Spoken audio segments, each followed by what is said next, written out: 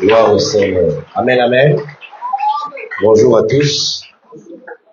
Prenons 1 Timothée, le chapitre 3, le verset 14 à 15. 1 Timothée, le chapitre 3, le verset 14 au 15e verset. Je lis au nom du Seigneur Jésus-Christ.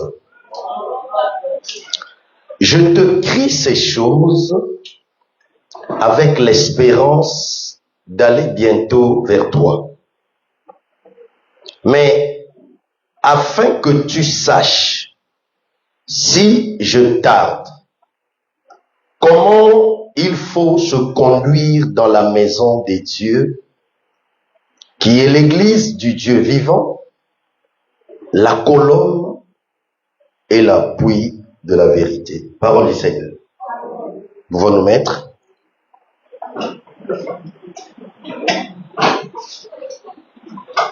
Éternel Dieu et Père de notre Seigneur et Sauveur Jésus-Christ,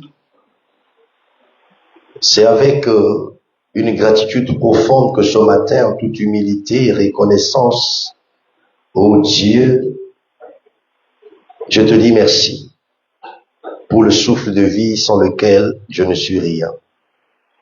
Je soumets ce moment sous ta sagesse, ton intelligence, pour l'édification et le perfectionnement de l'Église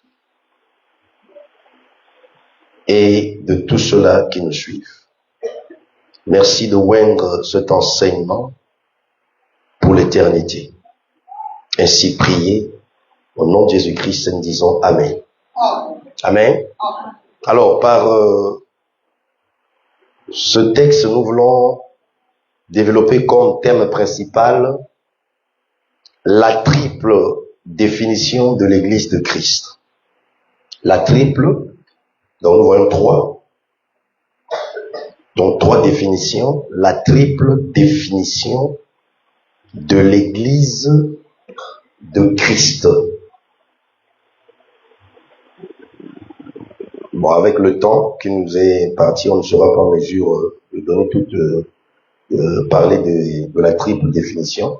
Au fur et à mesure, nous allons évoluer comme d'habitude, le dimanche prochain ou sur le prochain, selon la guidance du Saint-Esprit.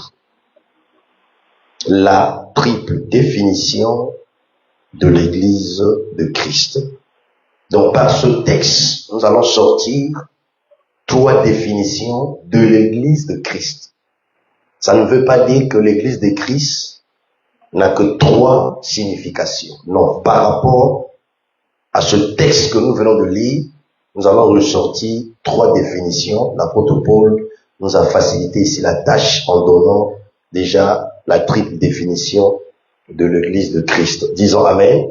Et la précision, la terminologie de ce thème, l'Église de Christ. Il y a une différence entre l'Église et l'Église de Christ. Alléluia. Quand on dit que l'Église de Christ, c'est tout simplement que l'Église dont il est question ici n'appartient pas au pasteur, n'appartient pas à l'ancien, au diacre, à la diaconesse, mais l'Église biblique appartient à Christ. Disons Amen.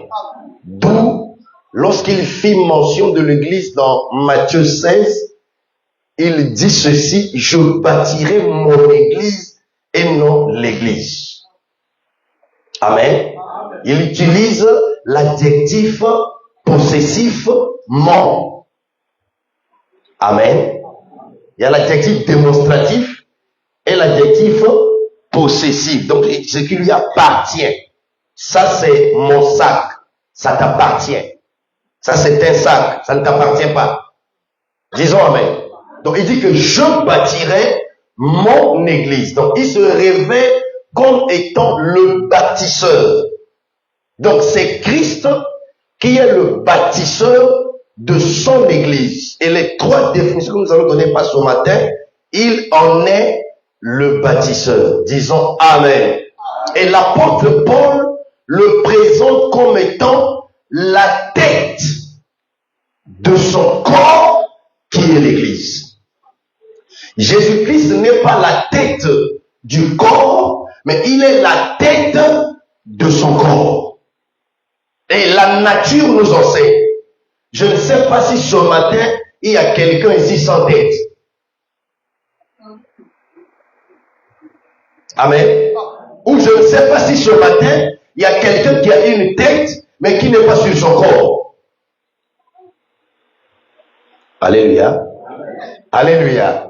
On a une tête et on a un corps. J'ai ma tête, j'ai mon corps. Tu as ta tête, tu as ton corps. Disons Amen. Donc Jésus ne peut pas être la tête d'un autre corps. Alléluia. Disons Amen. On ne peut pas présenter l'agneau et puis on voit la tête d'un chien. Alléluia. Disons Amen. Donc c'est lui la tête de l'église qui est son corps. Quand on parle de l'église corps, c'est pas l'église du chemin du paradis, l'église Bethel, l'église de résurrection. Ça c'est les dénominations sous le soleil. On dit son corps. Le corps de Jésus, c'est l'ensemble de tous les sauvés, l'ensemble de tous les rachetés qui sont destinés à être enlevés le jour où il reviendra et s'arrêtera dans les airs. Disons Amen. Disons encore Amen. D'où il y a plusieurs femmes bien-aimées dans la contrée où vivait Rebecca, mais seule Rebecca a été choisie pour aller vers Isaac dans les champs. Alléluia. Disons Amen. Donc dans le contexte, c'est Paul qui s'adresse à son fils dans la foi Timothée. Que j'ai l'intention de venir vers toi. Mais si je tape, tu dois savoir comment se conduire, se comporter. Disons Amen. Dans la maison de Dieu. Donc, première signification de l'église, l'église, tout simplement, c'est la maison de Dieu. Alléluia. Il ne s'agit pas de ce temple physique. Il y a le Naos, il y a le Néiron. Il ne s'agit pas de ce temple physique. Disons Amen. Ce temple physique peut être appelé maison de Dieu, mais dans le contexte, c'est pas le temple physique. Disons Amen. Donc, l'église, c'est la maison de Dieu. C'est-à-dire, l'église est une famille. Disons Amen. Parce que ce qui constitue une maison, c'est la famille. Est-ce que je me fais comprendre? Et dans la maison de Dieu, nous allons apprendre trois choses. Donc, église, première signification, on parle de triple signification. Bon, on ne va pas en parler, par rapport au temps du premier culte. On ira au fur et à mesure. Mais ce matin, nous commençons par la première signification, la maison de Dieu, c'est ce qui est écrit ici. Disons Amen. Qui signifie la famille. Et dans la famille, dans la maison de Dieu, on va apprendre trois choses. À aimer, à obéir et à apprendre les voies du Père. Disons Amen. À aimer, à obéir et à apprendre les voies du Père. D'où vous allez constater, lorsque un enfant naît dans une famille, l'enfant naît dans une maison, il y a une relation qu'on appelle une relation de filiation entre le fils et ses parents. Et l'enfant naît avec l'affection parentale. Disons Amen. Pourquoi l'enfant naît avec l'affection parentale? Parce que l'enfant est issu des reins de ses parents. Alléluia. D'où l'amour paternel envers les enfants ne se fabrique pas. D'où l'amour fraternel entre les frères d'une même famille ne se fabrique pas. Alléluia. Disons Amen. Et lorsque nous naissons dans la maison de Dieu, nous naissons avec cet amour-là. Mais sauf que on doit apprendre à aimer. Alléluia. Disons Amen. Disons encore Amen.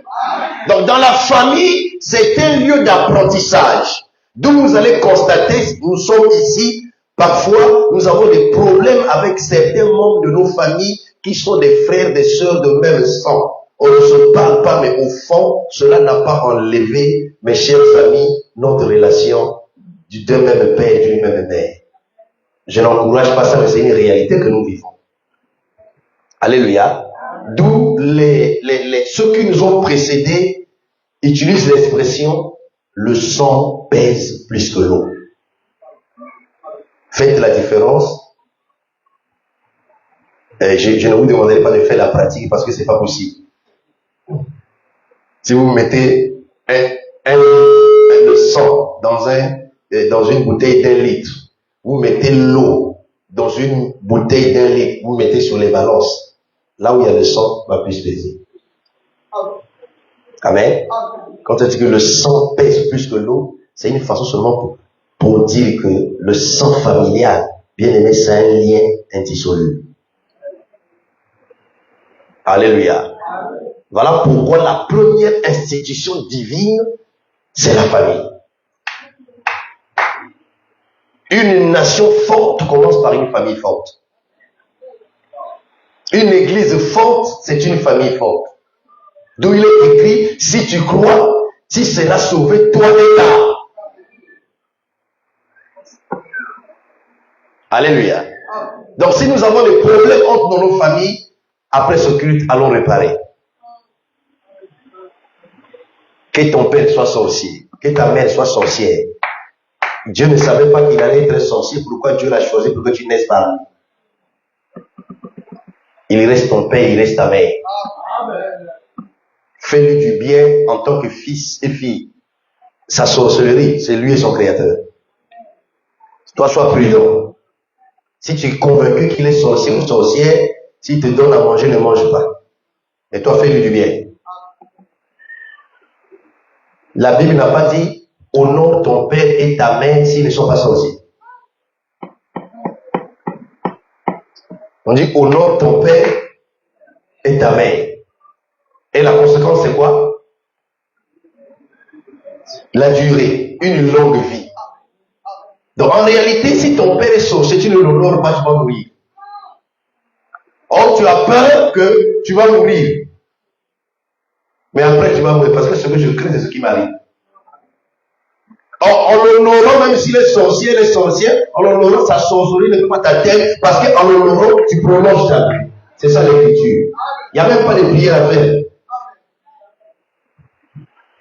Quand tu l'honores déjà, ta vie déjà est en sécurité. Amen. Ça peut être que ton père biologique ou ta mère biologique n'est plus vivant, mais tu as quelqu'un qui l'a remplacé. Disons Amen. Donc c'est là où nous apprenons à faire quoi? À aimer. Jean 13, 34. Jean chapitre 13, le verset 34. Je vous donne un commandement. Il précise nouveau. Aimez-vous les uns les autres comme je vous ai aimé. Vous aussi, aimez-vous les uns les autres. Disons Amen. Dans le contexte, Jésus donne un commandement. Aimer, c'est l'impératif. Alléluia. Disons Amen. C'est un ordre. Quand on dit mari, aimez vos femmes, bien aimé, c'est pas facultatif. C'est un ordre. Disons Amen. Alléluia. Donc ici, Christ donne un ordre, un commandement qu'il qualifie de nouveau. Pourquoi il dit un commandement nouveau? La loi parle de l'amour, mais la loi parle de la vengeance. D'où les gens utilisaient l'expression la loi de Talion, œil pour œil, dent pour dent. Mais le commandement nouveau, il n'y a pas œil pour œil, dent pour dent. Maintenant, Dieu connaissant l'homme, il dit à moi la vengeance. Dans l'Ancien Testament, l'homme devait se venger.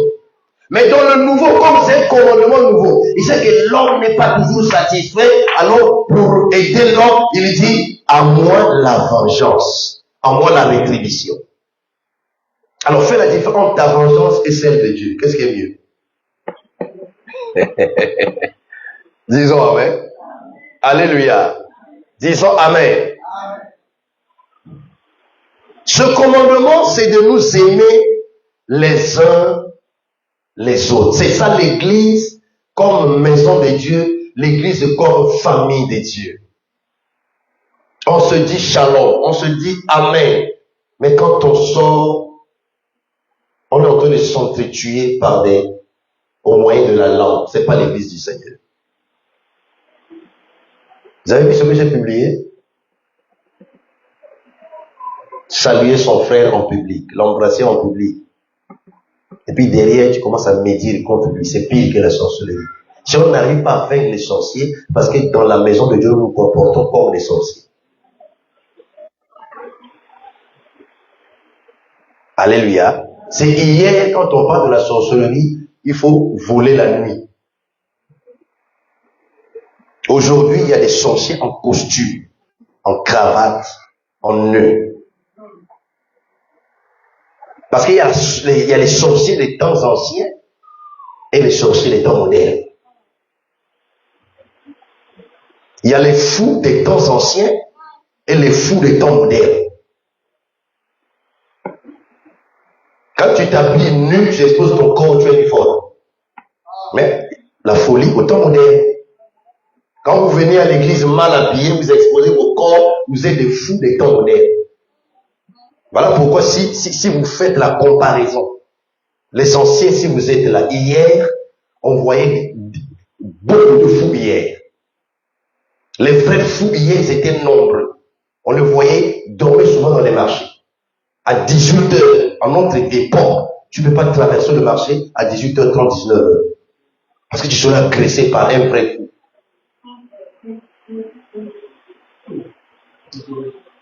Pourquoi on ne les voit plus? Les Brazzavillais, il y avait un qu'on appelait Zebouza.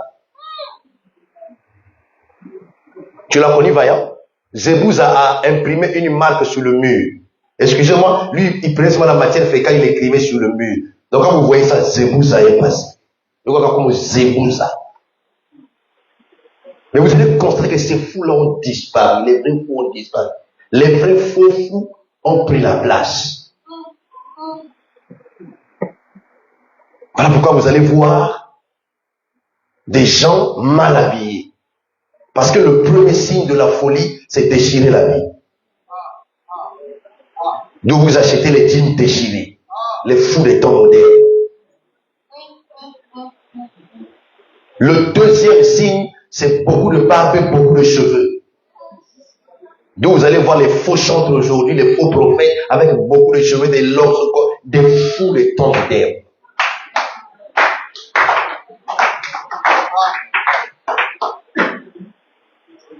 Il n'y a plus la vraie louange. Il n'y a plus les vrais cantiques. Le modernisme a tué la divinité dans l'église. Pourquoi?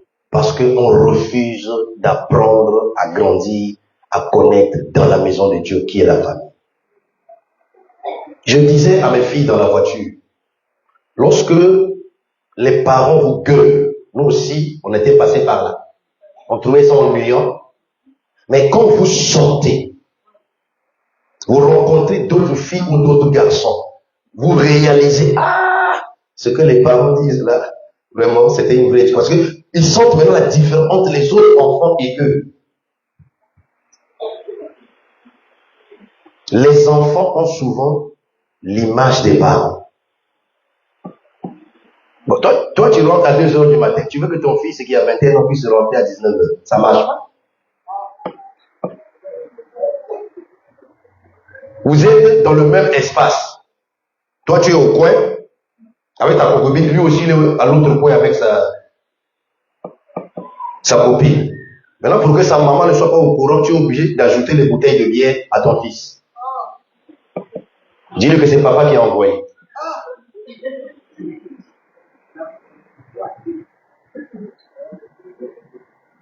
Disons Amen.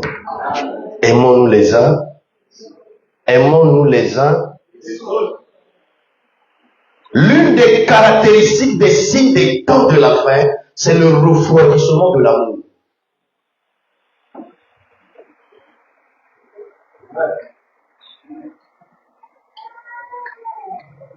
Quelqu'un peut expérimenter de vivre une situation difficile dans l'église, dans sa relation avec le Seigneur. Il veut venir te parler, mais il a peur. Pourquoi il a peur? Que cela soit divulgué. Vous avez déjà suivi l'histoire de 3 serviteurs qui se sont réunis pour confesser?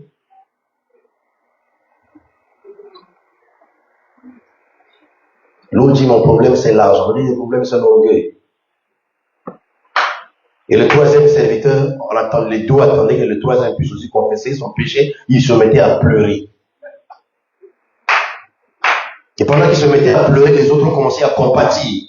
Ils ont dit, certainement son problème est plus que le nôtre. Son péché, c'est un giga péché. Nous, c'était un méga péché. Donc, on a commencé à le consoler. Tiens, entre nous ici, nous sommes que toi. Dis non, le problème, c'est parce que moi, quand j'entends quelque chose, je dois toujours aller dire ça. C'est ça mon grand péché. Donc, même si vous priez pour moi en sortant ici, je vais aller dire ce que vous avez fait. Et il y a des gens comme ça aujourd'hui dans l'église. Hier, quand quelqu'un se mettait debout en train de témoigner sa vie passée, les gens pleuraient. Et les gens se convertissaient. Aujourd'hui, les gens disent, ah, mais moi, le coup de Vanda bien. On dit, tous ont, et sont privés de la gloire. Tous ont. Il y a la race blanche, la race noire, la race rouge et la race jaune. Amen. Disons Amen. Rouge, vous voyez les Indiens, jaune, les Asiatiques, blancs, les Européens, noirs, les Africains.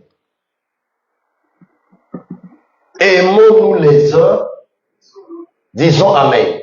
Et l'amour ne consiste pas seulement en paroles, mais en actes. Donc quand on vient comme ça, on doit se surveiller, pas dans le sens d'avoir de la suspicion, mais dans le sens d'apporter assistance.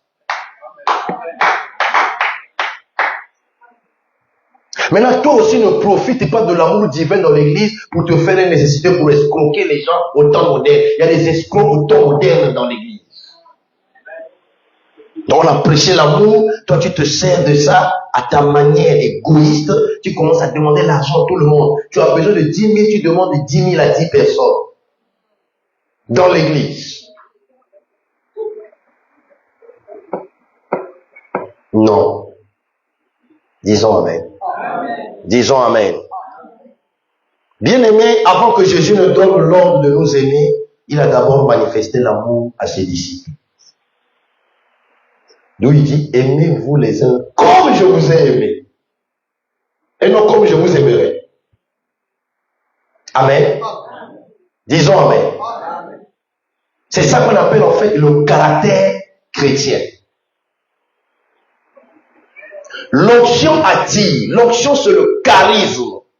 Une capacité surnaturelle. D'où beaucoup souffrent dans le sacerdoce aujourd'hui parce qu'ils se sont mariés avec le charisme et non le caractère. Le frère chante bien. Si aujourd'hui il y a une sœur qui veut me voir, il veut se marier à un chante, il va dire la sœur non. Le frère l'inverse, je peux accepter. Chantre artiste. Limité, c'est que nous avons Mais l'inverse, ça peut se faire. Frère Olingo va la sœur artiste, ça peut se faire. Ça, c'est mon avis, c'est biblique. C'est pas une doctrine. Disons amen. Vous souffrez. Disons amen. Disons encore amen. Il a aimé ses disciples, les enfants de la maison. Les disciples ne sont pas ceux du dehors. Lorsque tu n'épouses pas la vision de cette église, tu es un membre, tu n'es pas encore un disciple. À moins que tu sois dans une étape d'observation qui est sincère. Mais si tu es faux, tu n'es pas disciple. Et quand tu n'es pas disciple, tu n'auras pas droit à certaines explications. Tu vas seulement écouter les paraboles que Jésus prononce devant la foule. Et quand tu es disciple, tu viens dans la présence du Père, il y a l'onction qui coule dans le Père, qui libère une parole à ton sujet. L'onction agit aussi en fonction de l'état de ton âme.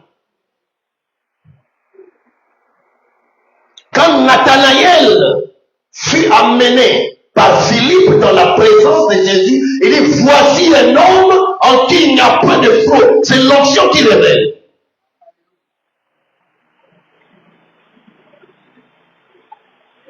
Et le disciple-là est en voie de disparition. J'espère que tu m'entends. Le disciple-là est en voie de disparition. D'où l'Écriture dit, le Seigneur m'a donné une oreille pour que j'écoute comme écoute un disciple. Venez à l'église avec le statut du disciple du Seigneur pour d'abord venir écouter et non d'abord recevoir.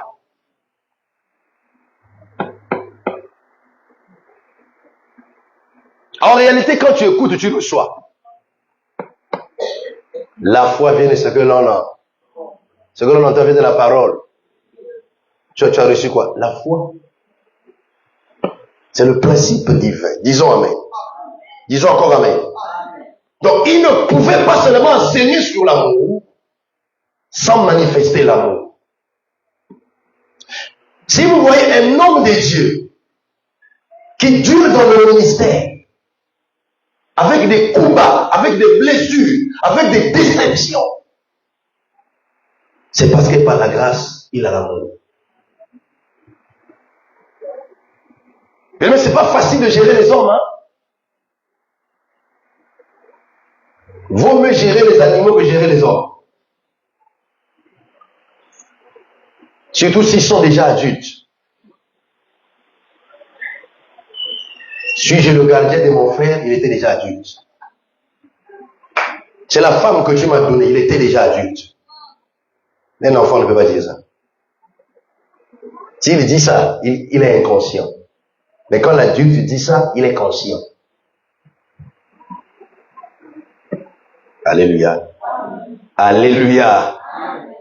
Jean 15, 12.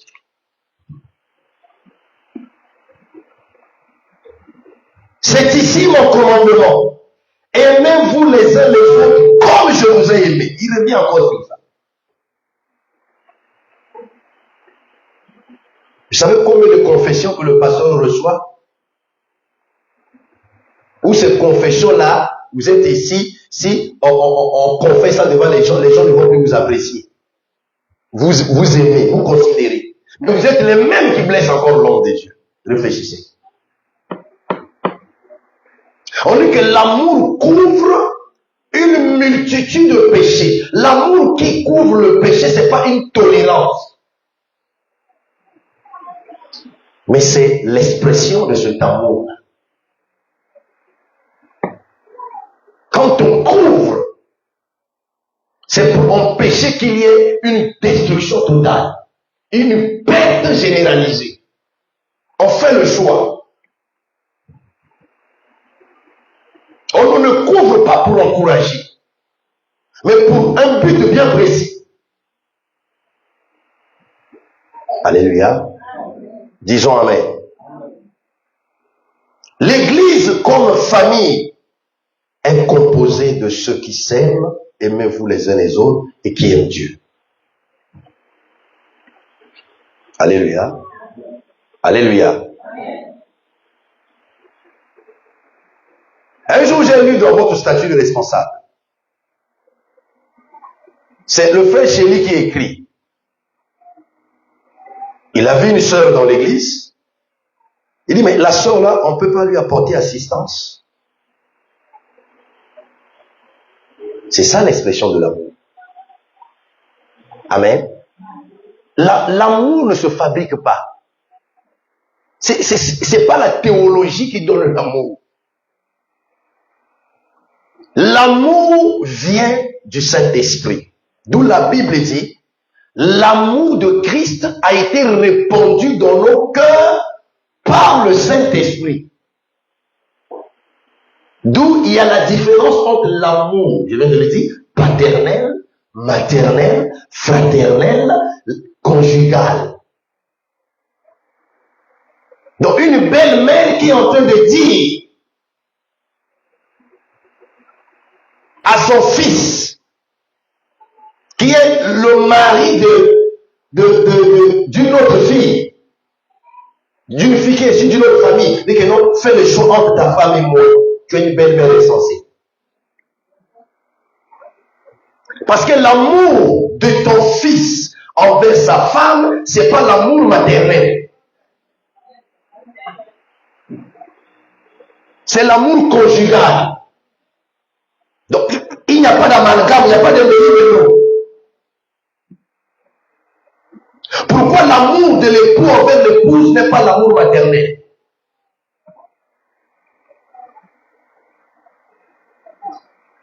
Parce que ce n'est pas l'époux qui a engendré l'épouse. Là, je parle naturellement, mais si on va dans la dimension prophétique, c'est l'époux qui engendre l'épouse. Adam a engendré Ève. Disons, mais. D'où cet amour-là est conjugal. Mais toi, belle-mère, ton fils ou ta belle-fille, c'est l'amour matriarcal. Donc, il n'y a pas de confusion à faire là. Donc, ma mère à sa place, mon épouse à sa place, mon père à sa place, l'époux à sa place.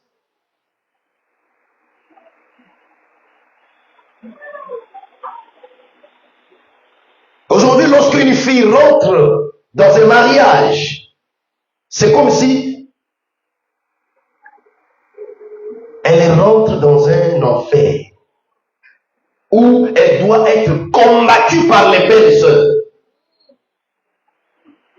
Tu acceptes d'être appelée belle sœur, mais tu as un cœur mauvais. On n'a jamais dit vilaine sœur. Vous vous posez déjà la question pourquoi on donne ce titre-là. On n'a jamais dit vilain beau-père. Non, vilain père, on dit seulement beau-père.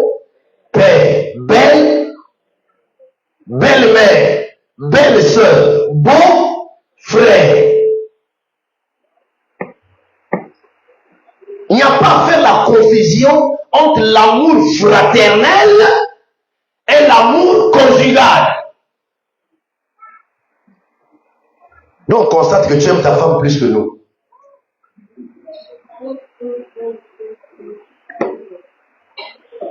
L'amour de l'homme envers sa femme, c'est l'amour conjugal. Disons amen. D'où cet amour-là, on peut prendre ensemble le bain. Maintenant, toi, tu veux prendre l'amour à ça, tu vas prendre le bain avec moi. Prenez seulement les exemples de la nature. Est-ce que vous comprenez? Parce que l'amour fraternel a des limites là où il y a l'amour conjugal. Amen. La manière dont je parlais à l'ancien hier, aujourd'hui je ne lui parle plus comme ça. Pourquoi? Il a changé de statut. Si je lui parlais comme je lui parlais hier, sa femme qui est assise là-bas, ne sera pas d'accord. Après, le père dit, oh non, ta femme est rebelle.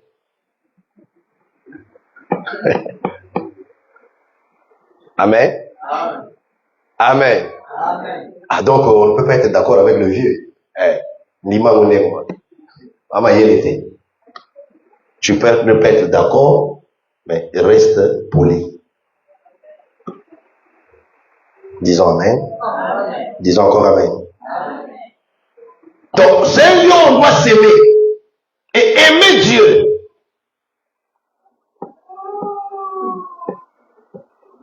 Un Jean 4, vers 21. Oh, ce sont des enseignements qui sont en voie de disparition. Ce sont des enseignements, si on peut utiliser un terme moderne, qui sont obsolètes. D'autres ont été formatés. Que le Seigneur puisse nous aider avec le Play Store céleste à télécharger l'application de l'amour. Disons encore, mais et c'est le Saint-Esprit qui assure le téléchargement. Là, on n'aura pas de problème de connexion. Dis encore Amen. Amen. Dis encore Amen. Amen. Donc, quand vous voyez certains hommes de Dieu utiliser les expressions des temps modernes, il ne faut pas dire non, il est compliqué, il parle de plateforme, on ne comprend rien. Donc, si Jésus était à notre époque, il allait utiliser notre langage. Amen. Alléluia. Amen. Disons encore Amen. Amen. Loba Amen. Amen. Bakulu tubazawa magnétoscope. C'est parce que si vous avez un problème. Alléluia. J'ai dit 1 Jean combien? 4 versets. Oh, vraiment que Dieu vous bénisse. Vous êtes à la page avec moi. Si quelqu'un dit j'aime Dieu et qu'il haïsse son frère, c'est un menteur. Parce qu'on ne peut pas avoir la foi et l'amour et la haine. Et attention aux évangélistes mondains, aux prédicateurs mondains. Le prédicateur mondain viendra te dire, le sentiment le plus proche de l'amour, c'est la haine. Le prédicateur mondain viendra te dire, il faut avouer à moitié pardonner. Le prédicateur viendra te dire, ramasser n'est pas voler. Mais le prédicateur céleste te dira, le sentiment le plus proche de l'amour, c'est le pardon. Amen. Voilà pourquoi à la croix, pendant qu'il était crucifié, en agonie, première phrase, Père, pardonne-leur, car ils ne savent pas ce qu'ils font.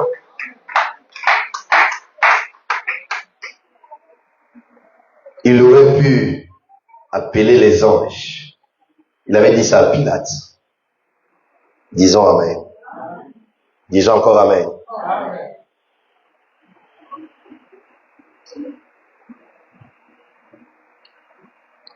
C'est un menteur. Car celui qui n'aime pas son frère, qui le voit, comment peut-il aimer Dieu qu'il ne voit pas? On le prend. Car celui qui n'aime pas son frère, qui le voit, comment peut-il aimer Dieu qu'il ne voit pas? Est-ce que tu sais qu'on apprend à aimer quelqu'un lorsqu'on commence à le cohabiter, à le fréquenter? Amen. Parce que il y a la vue de loin, vue de proche, vue d'ensemble. Souvent, avec la vue de loin, on a une certaine perception et un certain jugement. Il est orgueilleux, elle est orgueilleuse. Mais quand tu commences à t'approcher, tu commences à te repentir.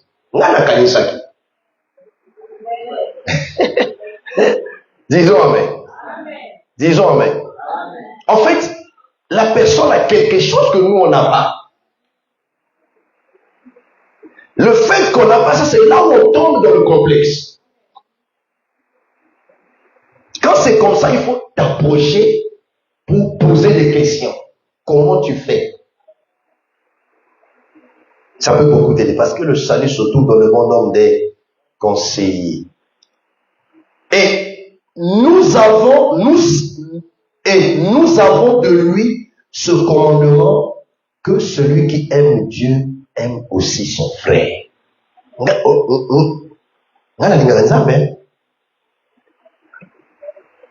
Ça fait 25 ans. Si tu hais ton frère, tu n'aimes pas Dieu. Si j'irais mon frère, je n'aime pas Dieu. Ça peut y arriver, on est frustré, la haine s'installe. C'est en ces moments que tu dois aller dans la présence du Père. Faites connaître tous vos besoins à Dieu. Le besoin en ce moment, c'est que je ne laisse pas cette haine qui s'est installée dominer sur ma vie. Caïn avait l'occasion de ne pas tuer son frère. On dit si tu as Julien. Il avait l'occasion. Mais il a laissé la haine prendre la place. Disons Amen. La preuve à fournir pour montrer qu'on aime Dieu, c'est de manifester l'amour envers son frère dans la foi. Ici, on parle des frères dans la foi.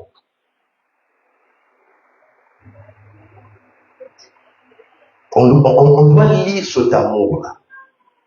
Dans les départements, si vous vous cognez entre vous par des médisances, par des paroles, ce matin, répentons. C'est mieux de ne pas prier Christ et être haineux que de prier Christ et avoir la haine. C'est mieux. Mais ça, c'est un langage humain. Sans Christ, rien n'est mieux. Et parce qu'on fait la comparaison, pourquoi il y a l'expression mieux. Alléluia. Aimons-nous les uns. Aimons-nous les uns. Que l'amour ne se limite pas sur les salutations dans l'église. On se salue. Ce sont les mains avec les 5 doigts qui se serrent, mais le cœur est fermé.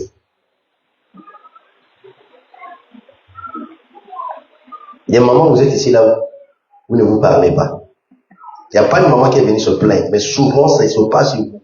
Pourquoi? Parce qu'une maman t'a appelé pour te faire des reproches, pour gagner l'ennemi d'église. Et puis tu veux que Dieu t'exauce. Quand tu fermes ton cœur, tu fermes ton ciel. Dans cet éranger-là, il faut que tu viennes me voir, cet éranger, ici là. Tu jeûnes, ton cœur est fermé, c'est ton ciel qui est fermé. Parce que quand on prie Dieu au ciel, le ciel, avant de tendre les oreilles, le ciel voit le cœur.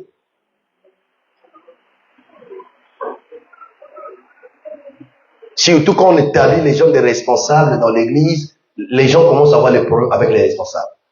Mais quand quelqu'un est responsable, on a établi responsable, il a l'autorité sur toi. Donc toi, tu viens te plaindre contre l'ancien devant moi. L'ancien n'est pas là. Et moi, je t'encourage dans ta plainte. Non. Même si je sais que ce que l'ancien a fait n'est pas bien, mais je ne vais pas te dire que ce que l'ancien a fait là, c'est pas bien. Je suis quel genre de père? En ce moment, quand je te dis déjà ça, déjà bafoue l'autorité de l'ancien devant toi. Amen. Je fais quoi? Je l'interpelle. Et l'Écriture dit, on ne peut pas déposer un témoignage contre un ancien. Il faut 2.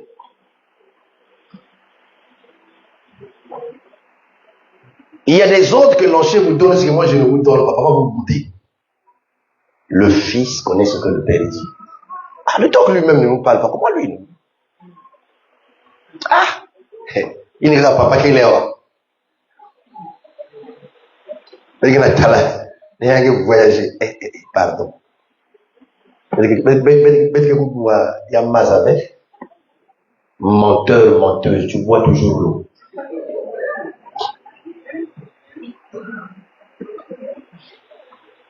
Alléluia.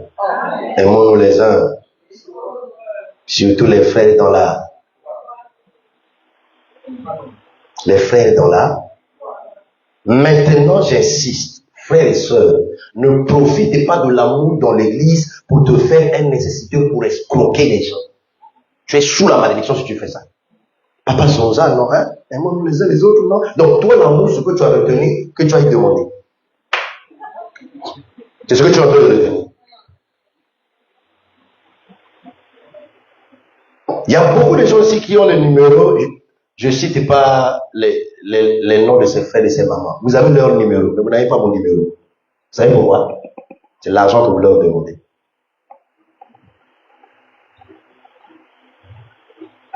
Mais tu n'as pas le numéro du pasteur. Le matériel, les finances ne sont pas au-dessus du spirituel. Ce qu'on te donne, tu vas utiliser, ça va passer. Ça passe, mais quelque chose n'est pas passé. La malédiction. Parce que tu ne demandes pas avec un cœur pur. Et soyons délivrés dans nos mentalités. Ne pensez pas que tous ceux qui viennent ici avec les véhicules là, va y avoir la mort.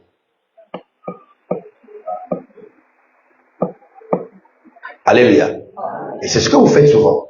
Tu vas trouver le véhicule et déplacement. C'est pas ça. C'est pas cela. Parfois lui-même, il roule là, il surveille l'aiguille. Il sait qu'il y a une église, l'air et tout, c'est bon. Et toi, tu connais pas ça. Il roule là, il regarde. S'il y a comme un petit bruit là, il dit, oh, on dit pas ne sèche, il y a mon voyer. Mais il y a un banda, tu vas mourir pauvre et misérable avec une telle mentalité. Alléluia. Aimons-nous les uns. Aimons-nous les uns. Aimons aussi Dieu. Mais la preuve de l'amour de Dieu invisible, c'est d'aimer le frère ou la soeur qui est. Hein? Les frères qui ont le ministère de récupération appellent le message du Père. Sœur, je vais te voir. Le pasteur a prêché, aimons-nous les uns les autres. Qu'est-ce que tu as compris? Impudique. Moi, j'ai les dons des filles. Je vais prier pour que Dieu te donne les dons des bourbards.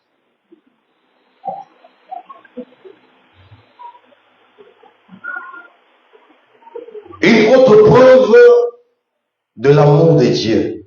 Jean 14, 15. Donc, on a vu une première preuve ici.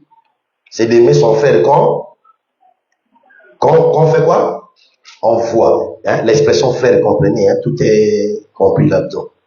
C'était l'expression juive. J'ai dit Jean 14 combien?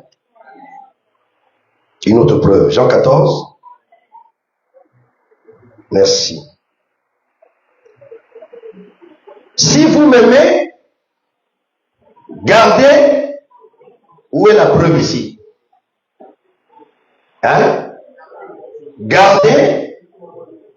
Donc, chacun doit s'examiner dans sa main. À chaque fois que nous violons la parole, nous désobéissons à ce que nous connaissons déjà, nous montrons que nous n'aimons pas Dieu. En commençant par moi et vous tous. Amen. Aimer Dieu, c'est pas bien chanter. Aimer Dieu, c'est pas bien prêcher. Aimer Dieu, c'est pas donner beaucoup d'argent dans l'église. Tu peux donner beaucoup d'argent par orgueil, par m'as-tu vu, mauvaise motivation. Et Dieu peut utiliser ton orgueil pour que tu donnes l'argent, sans que tu ne le saches, parce qu'on ne se moque pas de Dieu.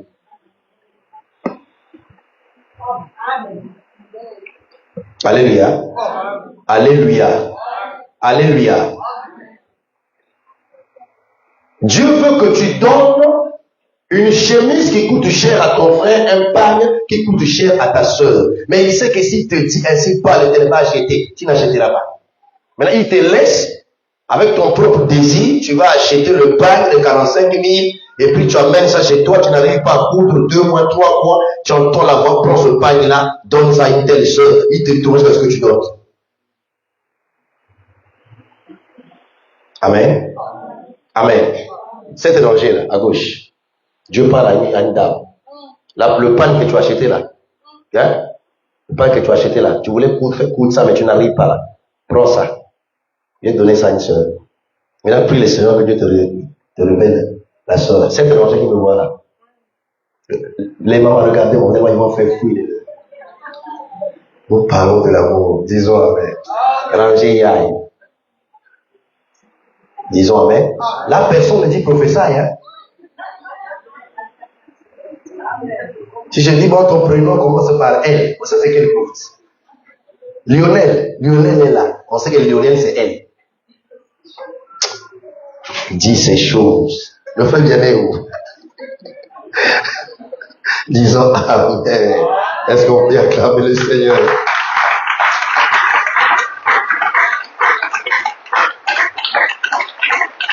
Et lorsque nous allons manifester l'amour de Dieu en gardant la parole, regardez la conséquence. Vous savez que souvent quand je vous enseigne, souvent j'attire votre attention sur les mots. Dès que l'Africain attend conséquences, il complète les négatives. C'est ça les conséquences. Il y a les conséquences positives et les conséquences. Amen. Conséquence, tout simplement, c'est comme le résultat. Amen. Quels sont les résultats des examens? Ou la réussite ou l'échec. Est-ce que vous comprenez? Quelle est la conséquence lorsque tu aimes Dieu en gardant sa parole? Oh, c'est merveilleux. Jean 14, 21, même chapitre. Ça, c'est merveilleux. Celui qui a mes commandements et qui les garde, c'est celui qui m'aime. On a lu ça. Donc ici, ça vient renforcer. Comme dit souvent le frère le frère vient renchérir. Et celui qui m'aime sera aimé de mon Père. Je l'aimerai. Regardez la partie qui nous intéresse. Et je me ferai connaître à lui. Il arrive que les gens vont à la montagne, les gens vont jeûner, que Dieu se révèle à eux. Il est pris des années, des mois, Dieu ne vient jamais se révéler. Dieu, c'est le principe de sa parole. Dieu est lié au royaume. Et chaque royaume est lié au principe. Si tu veux que Dieu se révèle à toi, tu dois garder sa parole. Lorsque tu aimes Dieu, Dieu dans l'éternité viendra se révéler à toi. C'est-à-dire, il va révéler sa divinité. Dieu ne peut pas se révéler à toi sans que ta vie ne change. La révélation vient transformer. La révélation révolutionne. La révélation t'éclaire. Écoute-moi, quand Dieu se révèle à toi, personnellement, il y a une conviction qui va naître dans ta vie. Il y a une assurance qui va naître dans ta vie. Quand tu traverses la vallée de Baca, Dieu qui s'est révélé à toi te fortifiera que non, tu ne mourras pas dans la vallée, mais tu arriveras au sommet de la montagne. Parce que étant dans la vallée, autour de toi, il n'y a rien, mais derrière toi, il y a le berger, qui a le bâton et la houlette. Si tu ne traverses pas la vallée de Baca, il ne viendra pas dresser une table. Alléluia. Et la table ne viendra pas seule. La table viendra avec l'huile. Tu ne peux pas arriver au sommet de la montagne si tu ne croises pas les adversaires. Mais si Dieu se révèle à toi, tu as l'assurance, tu as la conviction. Voilà pourquoi la plupart de ceux-là qui se sont auto-proclamés serviteurs de Dieu, quand ça ne va pas, ils démissionnent. Mais ceux-là qui sont les appelés authentiques, malgré la vallée de Baca, il y a l'assurance. C'est toi qui m'avais appelé. Je me souviens ce jour-là. Je serai le troupeau de Jétro. Et quand j'arrive, j'ai vu un buisson ardent. Non seulement j'ai vu le buisson ardent, j'ai entendu la voix. Non seulement j'ai entendu la voix m'a appelé Moïse. Moïse. Et la voix m'a demandé d'ôter mes souliers. Parce que dans la marche, nous allons croiser des circonstances, des moments difficiles. Mais quand tu as la révélation de la divinité de Christ, tu traverseras et tu arriveras. Dis Amen. Dis Amen. Lorsque nous aimons le Seigneur, il viendra se révéler à nous.